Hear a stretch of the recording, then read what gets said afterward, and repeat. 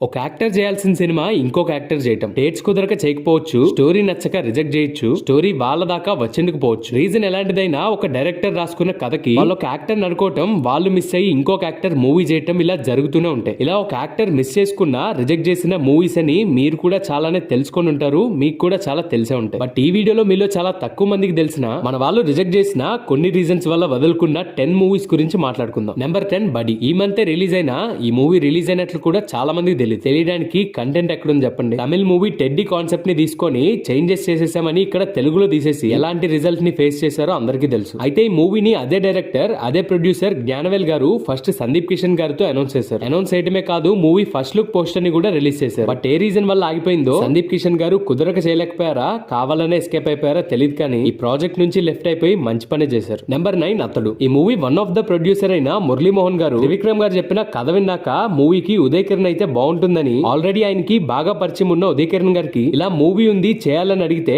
అదే ముందు సార్ ఖచ్చితంగా చేద్దామని చెప్పారంట. అలా ఉదయ్ కిరణ్ గారితో త్రివిక్రమ్ గారి డైరెక్షన్ లో అతడు మూవీ ఫైనలైజ్ అయ్యే టైం కి ఉదయ్ కిరణ్ గారికి చిరంజీవి గారి అమ్మాయితో పెళ్లి కుదరటం, ఒక 1 year పాటు వేరే ప్రాజెక్ట్స్ కి గీతా ఆర్ట్స్ అరవింద్ గారు ఉదయ్ కిరణ్ గారి దగ్గర అన్ని డేట్స్ ని తీసేసుకున్నారంట. ఆ తర్వాత మురళీమోహన్ గారు అడిగితే, సారీ సార్ కొంచెం కన్ఫ్యూజ్ అయిపోయి డేట్స్ అన్ని ఇచ్చేసాను, ఇమీడియట్ గా కుదరదు సార్, నెక్స్ట్ ఇయర్ అయితే కుదురుతుందని చెప్పారంట. ఉదయ్ కిరణ్ గారిని అనుకోని ఫైనలైజ్ అయ్యే టైం కి ఇలా అవడంతో ఆ మూవీ మహేష్ బాబు గారి దగ్గరికి వెళ్ళింది. ఇప్పుడు మనమంతా ఎన్నిసార్లు చూసినా బోర్ కొట్టని సినిమాగా చెప్పుకుంటున్న అతడు సినిమాగా అయ్యింది. Number 7 7G rainbow colony. Producer AM Ratnam గారు ముందు మూవీకి మాధవన్ గారు ఆర్ సూర్య గారిని అనుకున్నారంట. బట్ డైరెక్టర్ సెల్వరాఘవన్ గారు కొత్త హీరోస్ తో వెళ్దాం సార్, ఈ స్టోరీ కొత్త హీరోలకే బాగుంటుందని చెప్తే, మా అబ్బాయి ఉన్నాడు చూస్తాడా అని సెల్వరాఘవన్ గారికి చెప్పారంట. ఆయన ఓకే చెప్పి ఏఎం రత్నం గారు రవికృష్ణ గారికి ఒకసారి కలవమని చెప్పిన రవికృష్ణ గారికి అప్పటికి ఇంట్రెస్ట్ లేక తప్పించుకుంటూ ఉన్నారంట. ఆ తర్వాత ఒకసారి గెలిస్తే సెల్వరాఘవన్ గారు లుక్ టెస్ట్ చేసి రవికృష్ణ గారు మూవీకి సెట్ అవుతారని ఓకే చేశారు. వాడికి ఏం తెలీదు, ఎలా చేయాలో తెలియదని ఏం రత్నం గారు చెప్తే సెల్వరాఘవన్ గారు నేను చూసుకుంటానని చెప్పి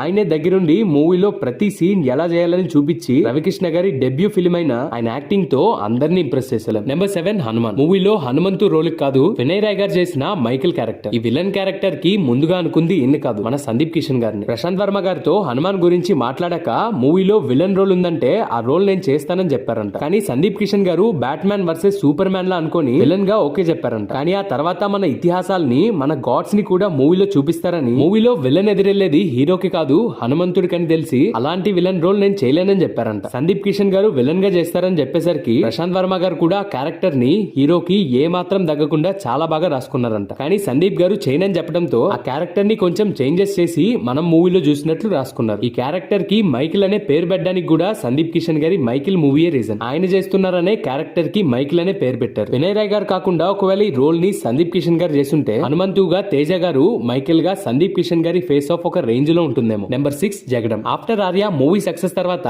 మళ్ళీ దిల్ రాజ్ గారే ప్రొడ్యూస్ చేస్తూ జగడం మూవీ తీయాల్సింది. సుకుమార్ గారు ముందు జగడం మహేష్ బాబు గారితో తీద్దాం అనుకున్నారు. ఆ తర్వాత ఆర్య కాంబోని మళ్ళీ రిపీట్ చేస్తూ అల్లు అర్జున్ గారితో తీద్దాం అనుకున్నారు. అంతా ఫిక్స్ అయిపోయి జగడం మూవీ అల్లు అర్జున్ గారితో పడే టైం కి దిల్ రాజ్ గారికి సుకుమార్ గారికి స్టోరీ విషయంలో చిన్న గొడవ జరిగి మహేష్ బాబు గారిని అనుకుంటే అది పోయింది, ఇప్పుడు స్టోరీలో కూడా చేంజెస్ చేయమంటున్నారని సుకుమార్ గారికి దిల్ రాజ్ గారిపై చాలా కోపం వచ్చి వెంటనే రామ్ గారికి స్టోరీ చెప్పి మూవీని లాక్ చేసి ఆ నెక్స్ట్ రోజే మూవీ ఓపెనింగ్ చేసి ఆ ఓపెనింగ్ కి అల్లు అర్జున్ గారిని అండ్ దిల్ రాజ్ గారిని గెస్ట్ గా పిలిచారు. ఇలా మహేష్ బాబు గారు అల్లు అర్జున్ గారి దగ్గర నుంచి ఈ మూవీ రామ్ గారితో లాక్ అవ్వడానికి సుకుమార్ గారి తెలియనితనం, ఆయన ఈగోనే కారణమని సుకుమార్ గారు చెప్పారు. తన ఫస్ట్ సినిమా ఆర్యకి ఏ అడ్డంకు లేకుండా ప్రతి ఒక్కరు స్టోరీ బాగుందని చెప్పి అంతా అనుకున్నట్లే జరిగిపోయేసరికి ప్రతి సినిమాకి ఇంతే ఉంటుంది అనుకున్నారు సుకుమార్ గారు. ఆ జగడం కూడా కమర్షియల్ గా హిట్ అయి ఉంటే ఇంకా సుకుమార్ గారి ఈగో కాన్ఫిడెన్స్ ఆయన్ని ఎక్కడి దాకా తీసుకెళ్లదు. ఆ మూవీ సరిగ్గా ఆడకపోయేసరికి ఒక డైరెక్టర్ ఎలా ఉండాలి, ఎలా బిహేవ్ చేయాలని ఆ రోజు తెలుసుకున్నారంట సుకుమార్ గారు. ఒకవేళ మహేష్ బాబు గారు మూవీ చేస్తుంటే మూవీలో తమ్ముడు రోల్ కి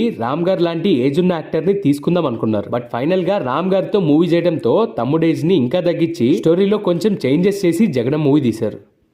డైరెక్టర్ అట్లీ డెబ్యూ ఫిల్మ్ అయిన ఈ రాజారాణి మూవీ కోసం నాని గారిని అప్రోచ్ అయ్యారంట. నాని గారికి స్టోరీ కూడా నచ్చిందంట. బట్ ఆ టైం కి డేట్స్ కుదరక మూవీ చేయలేకపోయినని నాని గారు చెప్పారు. కానీ జై ఆర్ ఆర్య ఇద్దర్లో ఏ క్యారెక్టర్ కోసం అప్రోచ్ అయ్యారనేది చెప్పలేదు. కానీ అంటే సుందరానికి ప్రమోషన్స్ లో రాజారాణి నేను మిస్ చేసుకున్నాను, అది చేసుంటే నజరియాతో ఎప్పుడు యాక్ట్ చేసేవాడిని చెప్పారు. ఆర్య రోల్ కోసమే వచ్చుంటారు. ఒకవేళ అప్పుడు డేట్స్ కుదిరి మూవీ సెట్ అయి ఉంటే రాజారాణి మూవీలో జాన్ క్యారెక్టర్ లో నాని గారిని చూసుండే వాళ్ళం. Number 4 Arya. After Dil success Dil Raj గారు సుకుమార్ గారికి మాట ఇచ్చినట్లే ఆయన్ని పిలిపించుకొని రవితేజ గారిని అడుగుదామంటే అప్పటికి ఆయన డేట్స్ ఖాళీ లేక ప్రభాస్ గారి డేట్స్ ఉన్నాయని సుకుమార్ గారిని పంపించి ప్రభాస్ కి స్టోరీ చెప్పని చెప్పారు దిల్ రాజు గారు. కానీ సుకుమార్ గారికి ఆ స్టోరీ ప్రభాస్ గారితో చేయటం ఇష్టం లేదు. బికాస్ ఆ క్యారెక్టర్ లో ప్రభాస్ గారు సెట్ అవ్వరని సుకుమార్ గారు కనిపించి స్టోరీ చెప్పడం స్టార్ట్ చేసే ముందే ఈ రోల్ కి మీరు సెట్ అవ్వరని చెప్పారంట. అయినా ఒకసారి స్టోరీ విందామని ప్రభాస్ గారు స్టోరీ అంతా విన్నాక మీరు చెప్పింది కరెక్టే, ఈ రోల్ నాకు సెట్ అవ్వదని ప్రభాస్ గారు ఆర్యాని వదులుకున్నారు. ఇంకా అలా హీరో కోసం వెతుకుతుంటే ఒక రోజు తరుణ్ గారికి దిల్ మూవీ షో వేయడానికి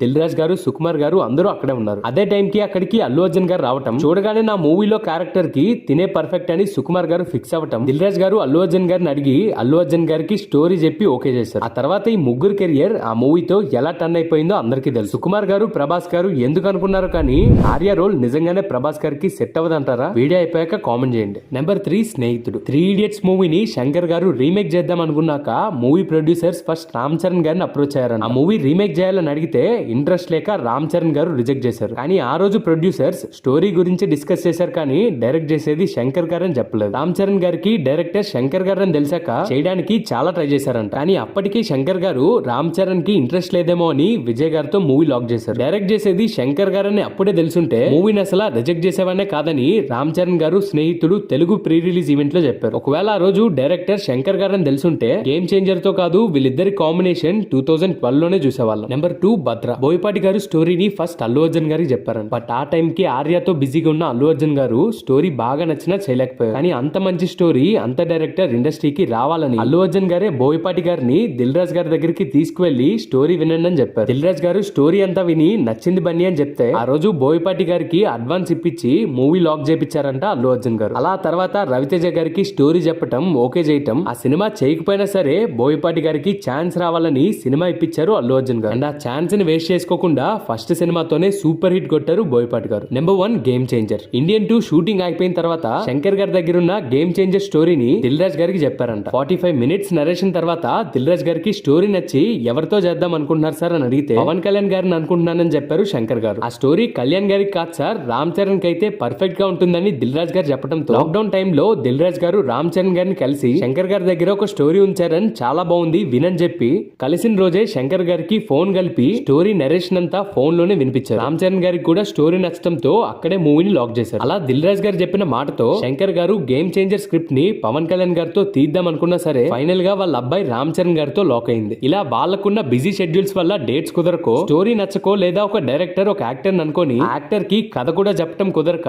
వేరే యాక్టర్ తో కంటిన్యూ అయిపోవడం. ఇలా ఒకరు చేయాల్సిన రోల్ ని ఇంకొకరు చేసిన 10 సినిమాలు ఇవే. ఇలాంటి సినిమాలు 1 కాదు 2 కాదు చాలానే ఉన్నాయి. బట్ అందరిలో చాలా తక్కువ మందికి తెలుసుంటాయని చెప్పినవే ఈ 10 మూవీస్. ఈ మూవీలో ఏ యాక్టర్ ఏ మూవీని చేస్తుంటే బాగుండేదో, ఏ యాక్టర్ ఏ మూవీని మిస్ చేసుకొని మంచి పని అయిందో కామెంట్ లో షేర్ చేసుకోండి. ఒకసారి ఛానల్ ఓపెన్ చేసి కంటెంట్ చెక్ చేసి నచ్చితే తప్పకుండా సబ్స్క్రైబ్ చేసుకోండి. ఇలాంటి ఇంట్రెస్టింగ్ వీడియోస్ తో మిమ్మల్ని ఎంటర్టైన్ చేస్తూనే ఉంటాను. అండ్ ఒకసారి మన ఇన్స్టా పేజ్ ని కూడా చెక్ చేయండి. రీల్స్ నుంచి వచ్చిన ఫాలోవర్సే కానీ మన ఛానల్ నుంచి ఎవరు ఫాలో చేయట్లేదు. అక్కడ కూడా ఫాలో అయితే వీడియోస్ తోనే కాకుండా మీతో డైలీ ఇంటరాక్ట్ అవ్వచ్చు. That's the video guys. మరో ఇంట్రెస్టింగ్ వీడియోతో మళ్ళీ కలుద్దాం.